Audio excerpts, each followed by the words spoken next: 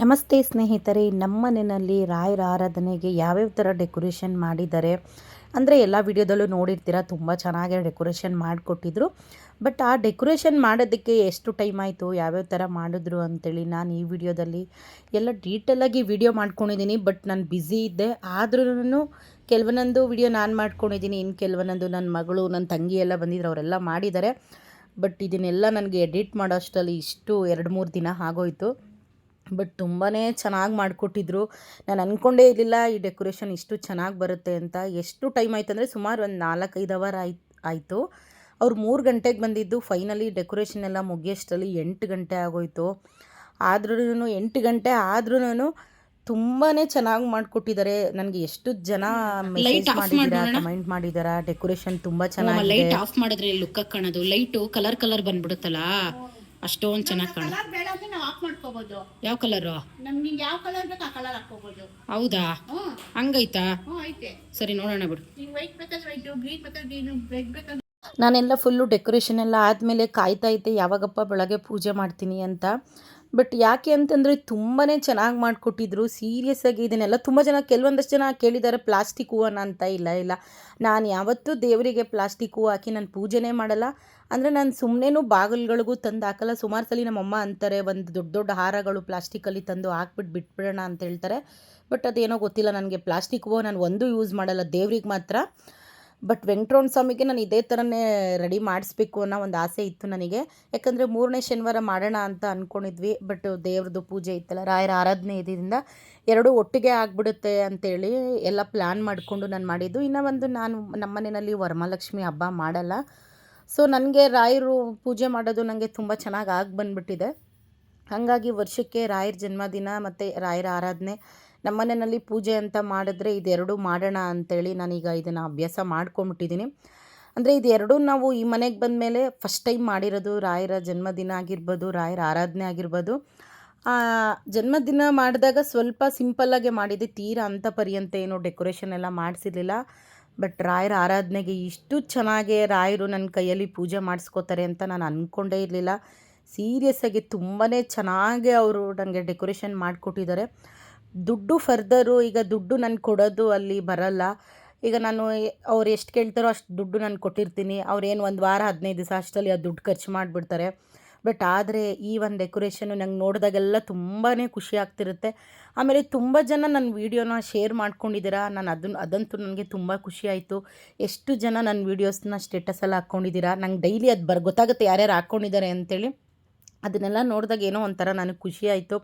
ಯಾಕಂದರೆ ಇವತ್ತಿನ ದಿನ ನಾನು ಇಷ್ಟೊಂದೆಲ್ಲ ಮಾಡ್ತಾಯಿದ್ದೀನಿ ಅಂತಂದರೆ ರಾಯರು ನನಗೆ ಕೊಟ್ಟಿರೋದಕ್ಕೇ ನಾನು ಮಾಡ್ತಾಯಿರೋದು. ಮತ್ತು ಮೇಯ್ನ್ ಏನಪ್ಪ ಅಂತಂದರೆ ನನಗೆ ಸುಮಾರು ಪ್ರಮೋಷನ್ಗಳು ಸಿಕ್ಕಿತ್ತು. ಸೊ ನಾನು ಪ್ರಮೋಷನ್ ದುಡ್ಡು ಬರೋಕ್ಕೆ ಸ್ಟಾರ್ಟ್ ಆದಮೇಲೆ ನಾನು ಅದನ್ನೇ ಕೇಳ್ಕೊಂಡಿದ್ದೆ, ಈ ಪ್ರಮೋಷನ್ ದುಡ್ಡು ನನ್ನ ಪರ್ಸ್ನಲ್ ಖರ್ಚು ಮಾಡ್ಕೊಳ್ಳೋದು ಬೇಡ, ರಾಯರಿಗೋಸ್ಕರ ಪೂಜೆಗೋಸ್ಕರ ಒಂದು ಉಂಡೆ ಇಟ್ಬಿಡೋಣ, ಆ ಉಂಡೆಗೆ ಪ್ರಮೋಷನ್ ದುಡ್ಡು ಬರೋದೆಲ್ಲ ಉಂಡೆಗೆ ಹಾಕ್ಬಿಡೋಣ, ಆ ದುಡ್ಡಲ್ಲಿ ರಾಯರ ಆರಾಧನೆ ಮಾಡಬೇಕು ಅನ್ನೋದು ನನಗೆ ತುಂಬಾ ಆಸೆ ಇತ್ತು.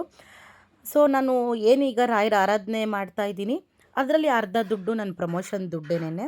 ಆಮೇಲೆ ನನಗೆ ನಮ್ಮ ಅಕ್ಕ ಬಂದರು. ನಮ್ಮ ಅಕ್ಕ ನನಗೆ ಆ್ಯಕ್ಚುಲಿ ಅವ್ರು ಬರೋದೇ ನನಗೆ ಗೊತ್ತಿರಲಿಲ್ಲ. ಯಾಕೆ ಗೊತ್ತಿರಲಿಲ್ಲ ಅಂದರೆ ನಾನು ರಿಟರ್ನ್ ಗಿಫ್ಟಿಗೆ ಏನಪ್ಪ ಕೊಡೋದು ಅಂತೇಳಿ ಯೋಚನೆ ಮಾಡ್ತಿರ್ಬೇಕಾದ್ರೆ ಒಂದು ಹಸು ಕರು ದಿಶಾ ಫ್ಯಾಷನ್, ಅದು ಕೆಂಗೇರಿನಲ್ಲಿ ಇರೋದು, ಅವ್ರದ್ದು ಒಂದು ವಿಡಿಯೋ ಬಂತು. ಅದನ್ನು ನೋಡಿದ ತಕ್ಷಣ ಇದು ತುಂಬ ಚೆನ್ನಾಗಿದೆಯಲ್ಲ ಅಂತೇಳಿ ನಾನು ನಮ್ಮ ಅಕ್ಕಗೆ ರೀಲ್ ಶೇರ್ ಮಾಡಿದ್ದೆ. ಸೊ ಅವರು ನನಗೆ ಐಡಿಯಾ ಕೊಟ್ಟರು, ಭವ್ಯ ಏನು ಕೊಡ್ತಿದ್ಯಾ ನೀನು ಕುಂಕುಮಕ್ಕೆ ಅಂತ ಕೇಳಿದ್ರು. ನನಗೆ ಐಡಿಯಾ ಅಷ್ಟು ಬಂದಿರಲಿಲ್ಲ ಏನು ಕೊಡಬೇಕು ಅನ್ನೋದನ್ನು ನಾನು ಇನ್ನೂ ಯೋಚನೆ ಮಾಡ್ತಿದ್ದೆ. ಅದಕ್ಕೆ ಅವರಂದರು, ಯಾಕೆ ಟೆನ್ಷನ್ ಮಾಡ್ಕೋತೀಯಮ್ಮ, ಇದನ್ನು ಕೊಟ್ಟರೆ ತುಂಬ ಒಳ್ಳೆಯದಾಗುತ್ತೆ, ಇದನ್ನೇ ಕೊಡೋಣ, ನಾನು ತೊಗೊಂಬಂದು ಕೊಡ್ತೀನಿ ಅಂತಂದರು. ಅಲ್ಲಿಗೂ ನಾನು ಅವ್ರಿಗೆ ಪೋಟರ್ ಮಾಡಿಬಿಡಿ ಅಂತ ಹೇಳಿದ್ದೆ ಶಾಪ್ ಅವರಿಗೆ. ಬಟ್ ಆದರೂ ನಮ್ಮ ಅಕ್ಕ ನನಗೋಸ್ಕರ ಅಷ್ಟು ದೂರ ಹೋಗಿ ತೊಗೊಂಡು ಬಂದು ಎಲ್ಲ ಅವರೇ ಮಾಡಿದ್ದಾರೆ. ಈ ವಿಡಿಯೋದಲ್ಲಿ ನೀವು ಫುಲ್ಲು ನೋಡ್ತೀರಾ. ಅಮ್ಮ, ನಾನು ನಿನ್ನ ಮನೆ ಬರ್ತೀನಿ, ಅಲ್ಲೇ ಮೇಲೆ ಇಡ್ರಿ ಚಪ್ಪಲಿಗಳನ್ನ. ಫೈನಲಿ ಹಂಗೆ ಒಬ್ಬೊಬ್ಬರೇ ನನ್ನ ತಂಗಿದ್ರೆಲ್ಲ ಬರ್ತಿದ್ರು. ಪಾಪ ಅವರಿಗೂ ಎಲ್ಲ ಕೆಲಸ ಐತೆ, ಎಲ್ಲ ಮುಗಿಸ್ಕೊಂಬರೋಷ್ಟರಲ್ಲಿ ಇಷ್ಟ ಆಯಿತು. ನಮ್ಮ ಅಕ್ಕ, ನಮ್ಮಮ್ಮ, ನನ್ನ ತಂಗಿ ಎಲ್ಲ ನೋಡಿ ಗಿಫ್ಟಿಗೆಲ್ಲ ಎಷ್ಟು ಚೆನ್ನಾಗಿ. ಆ್ಯಕ್ಚುಲಿ ಹೇಳ್ಬೇಕಂದ್ರೆ ರಾಯರಿಗೆ ಯಾರು ಸೇವೆ ಮಾಡಬೇಕು ಅನ್ನೋದಿರುತ್ತೋ, ಯಾರು ಬರಬೇಕು ಅನ್ನೋದಿರುತ್ತೋ ಅವರಷ್ಟೇನೆ ಬಂದು ಈ ಥರ ಎಲ್ಲ ಮಾಡೋಕ್ಕಾಗೋದು. ಎಲ್ಲರ ಕೈಯಲ್ಲೂ ಮಾಡೋದಕ್ಕಾಗಲ್ಲ ಈ ಥರ. ನಾನು ಸುಮ್ಮನೆ ಒಂದು ಕವರ್ಗೆ ಹಾಕಿ ಕೊಟ್ಬಿಡೋಣ ಅಂತ ನಾನು ಪ್ಲ್ಯಾನ್ ಮಾಡಿದ್ದೆ.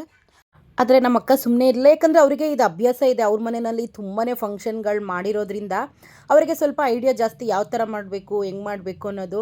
ಬಟ್ ನೋಡಿ ಎಷ್ಟು ಚೆನ್ನಾಗಿ ಪ್ಯಾಕ್ ಮಾಡಿಕೊಟ್ರು ಅಂದರೆ, ಅಯ್ಯೋ ನನಗೆ ಸೀರಿಯಸ್ಸಾಗಿ ಎಷ್ಟು ಖುಷಿ ಆಗ್ತಿತ್ತು ಅಂದರೆ, ದೇವರಿಗೆ ಎಲ್ಲ ರೆಡಿ ಮಾಡಿರೋದು ಮತ್ತು ಆ ಗಿಫ್ಟ್ಗಳೆಲ್ಲ ಪ್ಯಾಕ್ ಮಾಡಿರೋದು ಕುತ್ಕೊಂಡು ನನಗಂತೂ ತುಂಬಾ ಅದು ಖುಷಿ ಆಯಿತು. ಬಟ್ ನಾನು ಪೂಜೆ ಮಾಡಬೇಕಾದ್ರೆ ಒಂದು ಕಡೆ ನನಗೆ ಖುಷಿ ಆಗ್ತಿತ್ತು, ಒಂದು ಕಡೆ ಅಳುನೂ ಬರ್ತಿತ್ತು. ಯಾಕಂತಂದರೆ ರಾಯರು ನಾನು ಯಾವುದೋ ಒಂದು ಪರಿಸ್ಥಿತಿಯಲ್ಲಿ ಇದ್ದೆ, ಆ ಒಂದು ಪರಿಸ್ಥಿತಿಯಿಂದ ಇವತ್ತು ಈ ಥರ ಒಂದು ಪೂಜೆ ಮಾಡೋಷ್ಟು ನನಗೆ ರಾಯರ ಆಶೀರ್ವಾದ ಕೊಟ್ಟಿದ್ದಾರೆ ಅಂದರೆ ಅದೆಲ್ಲನೂ ದೇವ್ರ ಇಚ್ಛೆ, ಇಲ್ಲಾಂದರೆ ಏನೂ ಮಾಡೋದಕ್ಕಾಗಲ್ಲ. ಸೊ ನಾನು ಗಿಫ್ಟಿಗೆ ಏನು ಕೊಡಬೇಕು ಅಂತ ಯೋಚನೆ ಮಾಡ್ತಿದ್ದಾಗ ನಮ್ಮ ಅಕ್ಕ ಇದನ್ನು ಕೊಡು, ತುಂಬ ನಿಂಗೆ ಒಳ್ಳೇದಾಗುತ್ತೆ ಅಂತಂದರು. ಸೊ ನಾನು ಇದು ಹಸು ಕರುನೇ ಕೊಟ್ಟಿರೋದು. ಎಷ್ಟು ನೋಡಿ, ನೀವೇ ನೋಡ್ತಿದ್ರೆ ಎಷ್ಟು ಚೆನ್ನಾಗಿ ಪ್ಯಾಕ್ ಮಾಡಿ ಇಟ್ಟಿದ್ದಾರೆ. ಇದನ್ನೆಲ್ಲ ನಮ್ಮ ಅಕ್ಕ, ನನ್ನ ಮಗಳು, ಸಾರಿ ನನ್ನ ಮಗಳಲ್ಲ, ನನ್ನ ಮಗಳು ಇದನ್ನೆಲ್ಲ ಮಾಡಲ್ಲ. ಅವಳು ಟೆಸ್ಟ್ ಇತ್ತು ಅಂತೇಳಿ ಅವಳು ಓದ್ಕೋತಾ ಇದ್ಲು. ಪಾಪ ಅವಳು ಬ್ಯುಸಿ ಇದ್ಲು ಅವತ್ತೆಲ್ಲ, ಅವಳು ಏನೂ ನಮಗೆ ಹೆಲ್ಪ್ ಮಾಡಿಲ್ಲ. ನನ್ನ ತಂಗಿ, ನಮ್ಮಮ್ಮ, ನಮ್ಮ ಅಕ್ಕನೇ. ಬಟ್ ನೋಡಿ, ನಾನು ರಿಟರ್ನ್ ಗಿಫ್ಟಿಗೆ ಏನೇನು ಕವರಲ್ಲಿ ಹಾಕಿದ್ದೀನಿ ಅಂತೇಳಿ ಇದನ್ನು ನಾನು ತೋರಿಸಿದ್ದೀನಿ. ಇದು ಕೆಲವೊಂದೊಂದು ನನಗೆ ಗೊತ್ತಿರಲಿಲ್ಲ ಏನೇನು ಹಾಕಬೇಕು ಅದ್ರ ಜೊತೆಗೆ ಅಂತೇಳಿ. ಯಾಕಂದರೆ ನಾವು ಈಗೇನೋ ನಾರ್ಮಲಾಗಿ ಏನಾದರೂ ಮನೆಯಲ್ಲಿ ಪೂಜೆ ಮಾಡಿದಾಗ ಒಂದು ತೆಂಗಿನಕಾಯಿ, ಬ್ಲೌಸ್ ಪೀಸ್ ಇಟ್ಟು ಅರಿಶಿನ ಕುಂಕುಮ ಕೊಡ್ತಿದ್ವಿ ಅಷ್ಟೇನೆ. ಬಟ್ ಈ ಥರ ಎಲ್ಲ ಕೊಡಬೇಕು ಅನ್ನೋದು ನನ್ನ ತಲೆಯಲ್ಲಿ ಬಂದೂ ಇರಲಿಲ್ಲ, ನನಗೆ ಐಡಿಯಾನೂ ಇರಲಿಲ್ಲ. ಸೊ ನಮ್ಮ ಅಕ್ಕ ಹೇಳ್ಕೊಟ್ಟಿದ್ದಕ್ಕೆ ಕೆಲವೊಂದೊಂದು ಮಾಡಿದ್ದೀನಿ. ಆಮೇಲೆ ಇನ್ನೊಂದೆರಡು ನನಗೆ ಗೊತ್ತೇ ಇರಲಿಲ್ಲ. ನಾನು ಸೋಮೇಶ್ವರಿ ಅಕ್ಕನೂ ಕೇಳಿದ್ದಕ್ಕೆ ಈ ಥರ ಮಾಡಮ್ಮ ಅಂತ ಹೇಳ್ಕೊಟ್ರು. ಸೊ ಅದನ್ನು ನಾನು ಇಲ್ಲಿ ಅವ್ರು ಹೇಳ್ದಂಗೂ ಕೆಲವೊಂದೊಂದು ನಾನು ಮಾಡಿದ್ದೀನಿ. ಬಟ್ ಫೈನಲಿ ಎಲ್ಲರೂ ಸೇರಿಕೊಂಡು ಪೂಜೆ ಮಾಡಬೇಕು ಅನ್ನೋದೇ ನನಗೆ ಆಸೆ ಇದ್ದಿದ್ದು. ಆ ಪೂಜೆ ಅಂತೂ ತುಂಬಾ ಚೆನ್ನಾಗಾಯಿತು. ಮತ್ತು ಇನ್ನೂ ಒಂದು, ಆಮೇಲೆ ನಮ್ಮ ಜನ ಹೆಂಗೆ ಅಂತಂದರೆ ಮ್ಯಾಟ್ ಮೇಲೆ ಇಟ್ಟು ಮಾಡ್ತಾ ಇರೋದು ನೋಡಿ, ಅದನ್ನು ಬೇಕಾದ್ರೆ ಹೇಳ್ಬಿಡ್ತಾರೆ. ಅಂಥ ಜನಗಳು ಕಾಯ್ತಾ ಇರ್ತಾರೆ. ಯಾಕಂದರೆ ಎಲ್ಲ ಒಳ್ಳೇದು ಮಾಡ್ತಿರ್ಬೇಕಾದ್ರೆ ಕೆಟ್ಟದ್ದು ಏನಾದರೂ ಸಿಗುತ್ತಾ ಇವ್ರ ಬಗ್ಗೆ ಏನಾದರೂ ಮಾತಾಡೋದಕ್ಕೆ ಅಂತ ಕಾಯ್ತಿರ್ತಾರೆ.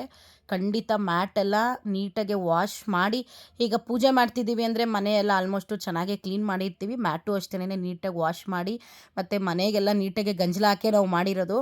ಆಮೇಲೆ ಬೇಕಾದ್ರೆ ಅದನ್ನು ಹೇಳ್ಬಿಡ್ತಾರೆ, ಯಾಕೆ ಮ್ಯಾಟ್ ಮೇಲೆ ಇಟ್ಟು ಇದನ್ನು ಮಾಡಿದ್ದೀರಾ ಅಂತ. ಅಂಥ ದರಿದ್ರ ಜನಗಳು, ನಮ್ಮ ಜನಗಳೇನು ಸುಮ್ಮನೆ ಅಲ್ಲ. ನಾನು ನೆಕ್ಸ್ಟು ಈ ವಿಡಿಯೋದಲ್ಲಿ ಜಸ್ಟ್ ನಮ್ಮ ಮನೆಯಲ್ಲಿ ಹಿಂದಿನ ದಿನ ನಾವು ಏನೇನು ಮಾಡಿದ್ದೀವಿ ಅಂತೇಳಿ ನಾನು ಇದರಲ್ಲಿ ತೋರಿಸಿದ್ದೀನಿ. ಆದರೆ ಪೂಜೆ ಯಾವ ಥರ ಮಾಡಿದ್ದೀನಿ ಅಂತೇಳಿ ನಾನು ಈ ವಿಡಿಯೋ ಆದಮೇಲೆ ನೆಕ್ಸ್ಟ್ ವಿಡಿಯೋದಲ್ಲಿ ತೋರಿಸ್ತೀನಿ. ಈ ನಮ್ಮ ಜನಗಳಿಗೆ ಹೆಂಗೆ ಅಂತಂದರೆ ಕಾಯ್ತಾ ಇರ್ತಾರೆ, ಏನಾದರೂ ಒಬ್ಬ ಮನುಷ್ಯ ಏನೋ ಒಂದು ಮಾಡ್ತಿದ್ದಾನೆ ಕಷ್ಟಪಟ್ಟು ಅಂತಂದರೆ ಅವನನ್ನು ಯಾವ ಥರ ಕುಗ್ಸೋದು ಅಂತ ಕಾಯ್ತಿರ್ತಾರೆ. ಅಂಥ ಜನಗಳೇ ತುಂಬ ಜನ ಇರೋದು. ನಮ್ಮ ತಂಗಿ ಸ್ವಲ್ಪ ಲೇಟಾಗಿ ಬಂದಳು ಪಾಪ, ಯಾಕಂದರೆ ಅವಳು ದೇವನಹಳ್ಳಿಯಿಂದ ಮಾಲಾಫೇಶಿ ಹತ್ರ ಫುಲ್ ಜಾಮ್ ಆಗಿಬಿಟ್ಟಿತ್ತು. ಅವಳು ಅಲ್ಲೇ 2.5 ಅವರು ಫುಲ್ ಜಾಮ್ ಆಗಿಬಿಟ್ಟಿತ್ತು ಅಂತೇಳಿ ಪಾಪ ಲೇಟ್ ಆಗೋಯ್ತು. ಇಲ್ಲಾಂದಿದ್ರೆ ನನ್ನ ತಂಗಿ ಒಂಥರ ಬಿರುಗಾಳಿ ಇದ್ದಂಗೆ, ನನಗೆ ಇಷ್ಟೊಂದೆಲ್ಲ ಅವಳು ಕೆಲಸ ಮಾಡೋಕ್ಕೆ ಬಿಡಲ್ಲ. ನಾನು ಬೇಕಾದ್ರೆ ಕೂರಿಸ್ಬಿಡ್ತಾಳೆ, ನೀನು ಕುತ್ಕೊಳ್ಳೋಕೆ ನಾನು 5 ನಿಮಿಷ ಎಲ್ಲ ಮಾಡ್ಕೊಂಡು ಬಂದುಬಿಡ್ತೀನಿ ಅಂತ. ಸ್ವಲ್ಪ ನಾನು ಕೆಲಸ ಮಾಡೋದ್ರಲ್ಲಿ ನಿಧಾನನೇ, ಅಂದರೆ ನಾನು ನಿಧಾನ ಮಾಡಿದ್ರು ಒಂದೊಂದೇ ಆರಾಮಾಗಿ ಮಾಡಬೇಕು ಅನ್ನೋದು ನಾನು. ಬಟ್ ನನ್ನ ತಂಗಿ ಹಂಗಲ್ಲ, ಅರ್ಧ ಗಂಟೆಗೆ ನಾನು ಮಾಡೋ ಕೆಲಸ ಅವಳು 10 ನಿಮಿಷಕ್ಕೆ ಮಾಡಿ ಬಿಸಾಕ್ಬಿಡ್ತಾಳೆ.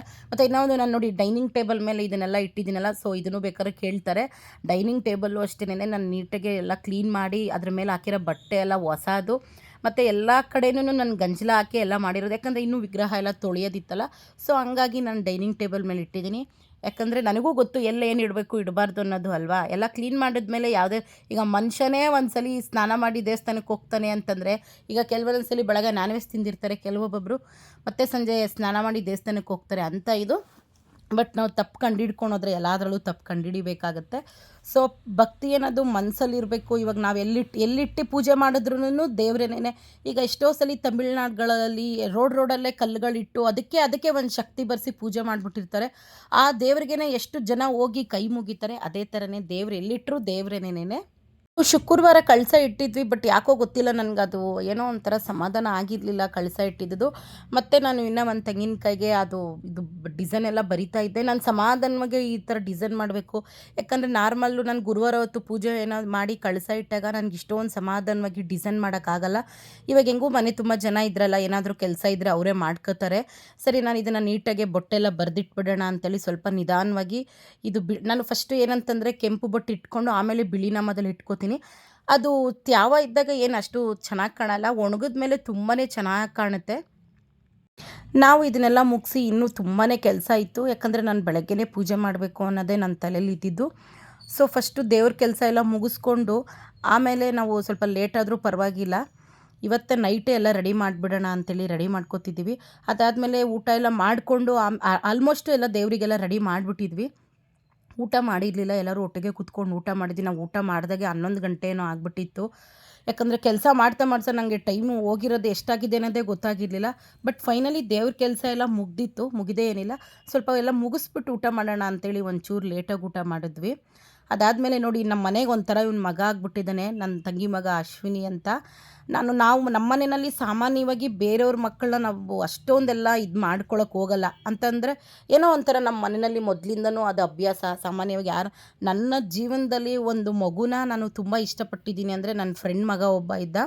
ಅವನು ಅಷ್ಟೇ. ಅವನಂದರೆ ನನಗೆ ತುಂಬಾ ಇಷ್ಟ. ನನಗೆ ಎಷ್ಟೇ ಒಂದು ಬೇಜಾರಲ್ಲಿದ್ದಾಗೂ ಅವನ ಹತ್ರ ಮಾತಾಡಿದಾಗ ನನ್ನ ಟೈಮಲ್ಲಿ ಸಮಾಧಾನ ಆಗ್ತಾಯಿತ್ತು. ಅದಾದಮೇಲೆ ನಾನು ಒಂದು ಮಗುನ ಇಷ್ಟಪಟ್ಟು ಏನೋ ಒಂದು ಕೊಡಿಸ್ಬೇಕು ಅನ್ನೋದು ನನ್ನ ಮನಸ್ಸಿಗೆ ಬಂತು ಅಂತಂದರೆ ಅದು ಈ ನನ್ನ ತಂಗಿ ಮಗನೇನೆ. ಅಂದರೆ ಇವಾಗ ನನಗೆ ಎಲ್ಲರೂ ನನ್ನ ತಂಗಿ ಮಗಳು ನನಗಿಷ್ಟ, ಅವಳು ಕೂಡ ಪ್ರೀತಿ. ಈಗ ನನ್ನ ಮಗಳು ಮಮ್ಮಿ ಅಂತಾಳೆ, ನನ್ನ ತಂಗಿ ಮಗ ದೊಡ್ಡಿ ಅಂತ ಕರಿತಾನೆ. ಬಟ್ ಅವಳು ಬಾಯಿ ತುಂಬ ನನ್ನನ್ನು ದೊಡ್ಡಮ್ಮ ಅಂತ ಕರೆಯೋದು. ಅವಳು ಆ ಥರ ಕರೆದಾಗ ನನಗೇನೋ ಒಂಥರ ಫುಲ್ ಖುಷಿ ಆಗ್ತಾ ಇರುತ್ತೆ. ಅವಳು ಬಾಯಲ್ಲಿ ದೊಡ್ಡಮ್ಮ ಅಂತ ಕರೆಸ್ಕೊಳ್ಳೋದೇ ನನಗೆ ಖುಷಿ. ಬಟ್ ಅವಳು ಸ್ವಲ್ಪ ಬೆಳೆದ್ಬಿಟ್ಟಿದ್ದಾಳೆ ಅಲ್ವಾ, ಹಂಗಾಗಿ ನಾನು ಅಷ್ಟು ಅವಳನ್ನ ಮುದ್ದಾಡಕ್ಕೆ ಹೋಗಲ್ಲ. ಇವನು ಇನ್ನೂ ಚಿಕ್ಕ ಮಗು. ಒಂಥರ ನಮ್ಮ ಮನೆಗೆ ಬಂದರೆ ಅವನು ಅಮ್ಮ ಅಮ್ಮ ಅಮ್ಮ ಅಂತೇಳಿ ಓಡಾಡ್ತಿರ್ತಾನೆ. ನಂಗೆ ಅವನಂದರೆ ಸಿಕ್ಕಾಪಟ್ಟೆ. ಅವನು ನನಗೆ ಅಂತಲ್ಲ, ನಮ್ಮ ಮನೆಯಲ್ಲಿ ಎಲ್ರಿಗೂ ಅವನೊಂಥರ ಇಷ್ಟ ಆಗಿಬಿಟ್ಟಿದ್ದಾನೆ. ಅಷ್ಟು ಅವನೊಂಥರ ಕ್ಯೂಟು. ಸಾಮಾನ್ಯವಾಗಿ ನಾವು ಬೇರೆಯವ್ರ ಮಕ್ಕಳನ್ನ ಅಷ್ಟೊಂದೆಲ್ಲ ನಾನು ಮಾತಾಡಲ್ಲ. ನೋಡಿ ಅವನೊಬ್ಬ ಅವತ್ತು ನಮ್ಮ ಮನೇಲಿ ಇದ್ದಿದ್ದಕ್ಕೆ ಮನೆಯೆಲ್ಲ ಫುಲ್ಲು ಕಳೆಗಿತ್ತು. ಎಲ್ಲ ಕಡೆ ಅವನೇ ಓಡಾಡ್ಕೊಂಡು ಇದ್ಬಿಟ್ಟ. ಅದಾದಮೇಲೆ ನಾವು ಪೂಜೆಗೆಲ್ಲ ರೆಡಿ ಮಾಡ್ಕೊಂಡು ನೋಡಿ ಒಬ್ಬರು ಎತ್ಕೊಂಡೇ ಇರಲ್ಲ. ಅವ್ನು ನಮ್ಮ ಮನೆಗೆ ಎಷ್ಟು ಜನ ಗೆಸ್ಟ್ ಬಂದರು ಅವ್ರು ಎಲ್ಲರೂ ಅವನನ್ನು ಮಾತಾಡಿದ್ರು. ಅವನು ಅಷ್ಟು ಮುದ್ದಾಗಿ ನಗೋದವನು. ಫೈನಲಿ ಎಲ್ಲ ಕೆಲಸ ಮುಗಿಸ್ಕೊಂಡು ಹಿಂದಿನ ದಿನ ರಾತ್ರಿನೇ ಎಲ್ಲ ದೇವರಿಗೆ ರೆಡಿ ಮಾಡ್ಕೋತಾ ಇದ್ದೀವಿ. ಯಾವ್ಯಾವ ಥರ ಹಣ್ಣು ಜೋಡಿಸ್ಬೇಕು ಅನ್ನೋದೇ ನಂಗೆ ಒಂದು ಸ್ವಲ್ಪ ಟೆನ್ಷನ್ ಇತ್ತು. ಅಂದರೆ ನನ್ನ ತಂಗಿ ಏನಂದ್ಲು 5 ತಟ್ಟೆನಲ್ಲಿ ಜೋಡಿಸೋಣ ಅಂತ ಅಂದರು. ಬಟ್ ನಂಗೆ 5 ತಟ್ಟೆಲಿ ಯಾಕೋ ಇಡೋದು ಇಷ್ಟ ಇರಲಿಲ್ಲ. ಒಂದೇ ತಟ್ಟೆನಲ್ಲಿ ಎಲ್ಲ ಹಣ್ಣುಗಳು ಇಟ್ಬಿಡೋಣ ಅಂತ ನೋಡಿದ್ವಿ. ಬಟ್ ನನಗೆ ಗೊತ್ತಿಲ್ಲದೆ ಹಣ್ಣುಗಳೆಲ್ಲ ಜಾಸ್ತಿ ತಂದುಬಿಟ್ಟಿದ್ದೆ. ಹಂಗಾಗಿ ನಾವು ಒಂದು 2-3 ತಟ್ಟೆನಲ್ಲಿ ಇಡೋಣ ಅಂತೇಳಿ ಇಡ್ತಿದ್ದೀವಿ. ನಂಗೆ ಸೀರಿಯಸ್ಸಾಗಿ ಹೇಳ್ಬೇಕಂತಂದರೆ ನನಗೆ ಈ ಪೂಜೆ ಬಗ್ಗೆ ಎಷ್ಟು ಮಾತಾಡಿದ್ರು ನಂಗೆ ಸಮಾಧಾನ ಆಗೋಲ್ಲ. ನಾನು ಅದೆಷ್ಟು ಸರಿ ವೀಡಿಯೋಸ್ನ ನೋಡಿದ್ದೀನಿ ನನಗೆ ಗೊತ್ತಿಲ್ಲ. ಬಟ್ ಫೈನಲಿ ಪೂಜೆಗೂ ಏನೂ ತೊಂದರೆ ಆಗಲಿಲ್ಲ. ನಾನು ಅದನ್ನೇ ಕೇಳ್ಕೊತಾ ಇದ್ದಿದ್ದು, ತಂದೆ ತುಂಬ ಕಷ್ಟಪಟ್ಟು ಪೂಜೆ ಮಾಡ್ತಾಯಿದ್ದೀನಿ, ಯಾವುದೇ ಥರ ಏನೂ ತೊಂದರೆ ಆಗಬಾರ್ದು ಅನ್ನೋದನ್ನೇ ನಾನು ದೇವ್ರ ಹತ್ರ ಕೇಳ್ಕೊತಾ ಇದ್ದಿದ್ದು. ಬಟ್ ಇನ್ನೂ ಒಂದು ವಿಡಿಯೋ ಅಪ್ಲೋಡ್ ಮಾಡ್ತೀನಿ. ಅಂದರೆ ನನ್ನ ಪೂಜೆ ದಿನ ಯಾರ್ಯಾರು ನಮ್ಮ ಮನೆಗೆ ಬಂದಿದ್ದರು, ಯಾವ್ಯಾವ ಥರ ನಾವು ಪೂಜೆ ಮಾಡಿದ್ವಿ, ಮತ್ತು ನಮ್ಮ ಏನೇನು ಅಡುಗೆ ಮಾಡಿಸಿದ್ವಿ, ಪ್ರತಿಯೊಂದು ಡೀಟೇಲು ನನ್ನ ನೆಕ್ಸ್ಟ್ ವೀಡಿಯೋದಲ್ಲಿ ನಾನು ಹೇಳ್ತೀನಿ. ಇದು ಹಿಂದಿನ ದಿನ ನಮ್ಮ ಮನೇಲಿ ಏನೇನು ಡೆಕೋರೇಷನ್ ಯಾವ ಥರ ಮಾಡಿದ್ವಿ, ನಾವೆಲ್ಲ ಏನೇನು ಕೆಲಸ ಮಾಡಿದ್ವಿ ಅನ್ನೋ ಒಂದು ವೀಡಿಯೋನ ನಾನು ಸಪ್ರೇಟ್ ಮಾಡ್ಕೊಂಡಿದ್ದೆ. ಅದನ್ನು ನಾನು ಈ ವಿಡಿಯೋದಲ್ಲಿ ಕೆಲವೊಂದೊಂದು ನಾನು ಹಾರ್ಟ್ಫುಲ್ಲಿನೇ ಮಾತಾಡಿದ್ದೀನಿ ಇದರಲ್ಲಿ. ಯಾಕೆ ಅಂತಂದರೆ ನನಗೆ ಫಸ್ಟ್ ಆಫ್ ಆಲ್ ಹೇಳ್ಬೇಕಂತಂದರೆ ಹಿಂದೆ ಒಂದು ಮುಂದೆ ಒಂದು ಮಾತಾಡೋದಕ್ಕೆ ನಂಗೆ ಬರೋದು ಇಲ್ಲ ಅಂದರೆ ಜೀವನ ನನಗೆ ತುಂಬ ಪಾಠ ಕಲಿಸ್ಬಿಟ್ಟಿದೆ. ವೇಸ್ಟ್ ಬಾಡಿಗಳು number 1 waste body, number 2, number 3, number 4 ಕರೆಕ್ಟಾಗಿದ್ದೀರಲ್ಲ ಏಜ್ ಪ್ರಕಾರ. ಅರೆ ವಾ. ಮೋನ ದೊಡ್ಡವನ ಅಥವಾ ವರ್ಷ ದೊಡ್ಡವಳ?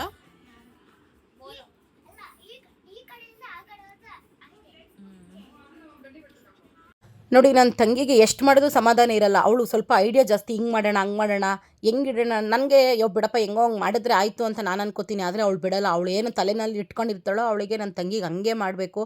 ಒಂದು 10 ಸಲ ಹೇಳಿದಾಳು ನನಗೆ, ಇದು ಆ ಕಡೆ ಇಡಬೇಕು, ಇದು ಈ ಕಡೆ ಇಡಬೇಕು ಅಂತ. ಸರಿ ಕಣಮ್ಮ, ನೀನು ಎಲ್ಲಿ ಏನು ಮಾಡಬೇಕು ನೀನು ಮಾಡಮ್ಮ.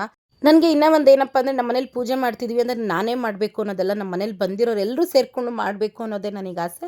ಬಟ್ ನಾನು ಯಾವತ್ತೂ ನನ್ನ ತಂಗಿದಿರ್ಗಾಗಲಿ ಬರೋರಿಗೆ ಅದು ಮಾಡಬೇಡ ಇದು ಮಾಡಬೇಡ ಅಂತ ಹೇಳಲ್ಲ. ಅವ್ರ ಖುಷಿ. ಈಗ ರಾಯರಿಗೆ ಯಾರ್ಯಾರು ಸೇವೆ ಮಾಡಬೇಕು ಅನ್ನೋದಿರುತ್ತೋ ಖಂಡಿತ ಅವ್ರ ಕೈಯಲ್ಲಿ ಮಾಡಿಸ್ಕೋತಾರೆ. ಸೊ ನೆಕ್ಸ್ಟ್ ವೀಡಿಯೋದಲ್ಲಿ ನಮ್ಮ ಮನೆಗೆ ಯಾರ್ಯಾರು ಬಂದಿದ್ದರು, ನಮ್ಮ ಮನೇಲಿ ಏನೇನು ಅಡುಗೆ ಮಾಡಿಸಿದ್ವಿ ಎಲ್ಲ ನೆಕ್ಸ್ಟ್ ವೀಡಿಯೋದಲ್ಲಿ ತೋರಿಸ್ತೀನಿ. Thank you.